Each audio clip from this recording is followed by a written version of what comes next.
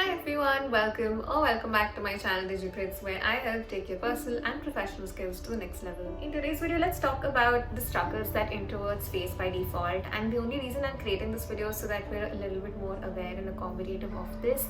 I am an introvert by nature who's turned into an ambivert by choice, but it took a lot of work as well in coming out of the shell, just like how I am right now. So without wasting any time, let's get right into the video. First and foremost, let's try and understand who can be termed as an introvert. Introverts are basically those people who are like very comfortable in their own space. They enjoy spending a lot of time with themselves more than socializing. They're very reserved, quiet, usually. And once you get to know them, they tend to be a little bit more comfortable. So these are your typical introverts. I think this is like my nature definition, but it could differ from one person to another because it's a personality trait at the end of the day. So overall, this is how we'll term an introvert.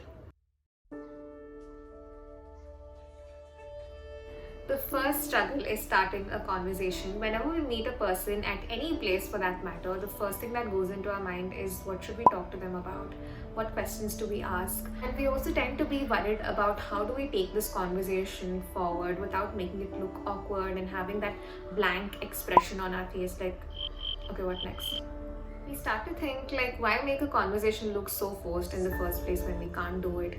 We also start to overplay the whole situation in our mind, like what should we ask them, what should be the next step, what will they answer, what will they say back to us, and so on and so forth. Like we play the whole situation in our mind and also start thinking like, would it be weird if we start a conversation? And I don't want to embarrass myself if we run out of topics to talk or topics to speak about. So this is such a big struggle, I think, in the first place. People underestimate you. It is true that we're not the most outgoing set of people out there, who can share their thoughts very freely and openly. But that doesn't mean that we don't have any valuable inputs or points to add to the conversation. Like I remember during my campus placements, there were several group discussion rounds which was like eliminative in nature. And I was honestly so bad at group discussion rounds because I could never cut someone when they're speaking and then start giving out a point. I could just never, like it's difficult for us to initiate that first step in going ahead and giving our valuable input. I would definitely have points prepared in my mind and I would just patiently wait like, okay, when they ask or call out my name, I will then give my valuable point. But that's not how group discussions work. So they tend to, like undermine you and think that maybe they don't have any valuable input to add. Maybe they're not like smart enough and that's why they're not speaking up. Because of this, I never used to move on to the next round beyond group discussions. But I know that my strengths are really in that one-on-one interview conversations that I have with the interviewer. I tend to do really, really well in those. But in order for you to get to that level, you have to pass the group discussion round, and I used to never get through those. So we do get undervalued and undermined when we're not the most outspoken people who can share valuable inputs so freely and so easily. Sometimes we avoid people even if we know them. It's not that we hate people and we don't like them, it's just that we like to be more prepared and planned when we are meeting and interacting with a large group of people, or even for that matter 4 to 5 people. It's just good to know that okay, we're going to meet them tomorrow, and then you're like mentally prepared. Otherwise you just like stumble upon words and like don't know what to speak and just have this really a blank expression. Like it's happened to me a lot of times, and you also end up giving fake smiles like yeah, no, that doesn't work. Like if in case we suddenly spot someone out of the blue when we're like going outside also, we would rather run away from that conversation than walk up to them and say hi, hello, how are you, etc. It's just like we weren't ready for this, we did not sign up for this. So sometimes people tend to like walk away, and it also comes across as very rude to another individual who sees this. It's just an innate nature, and it's sometimes sad.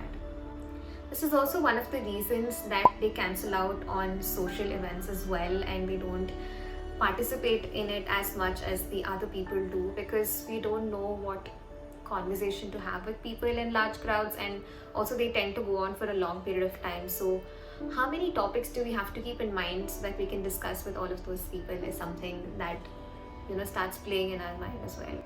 Even though we feel like we will miss out on a lot of these things, I know I've always felt like I've missed out on a lot of things because of this innate fear in my mind and my personality trait in itself. But it's okay, sometimes we tend to enjoy time with ourselves much better than we do in social events. So it gets balanced.